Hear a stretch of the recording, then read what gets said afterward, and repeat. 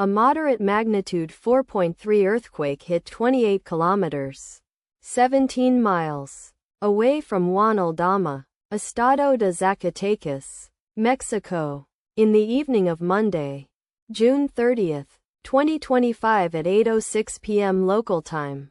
America, Monterrey GMT-6.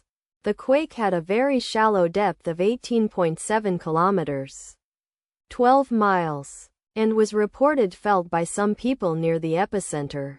First to report, volcano discovery after 15 minutes. The earthquake occurred 41 weeks after a magnitude 4.6 earthquake had hit on Thursday, September 19, 2024, at 7:11 p.m. local time. America, Monterrey GMT-6.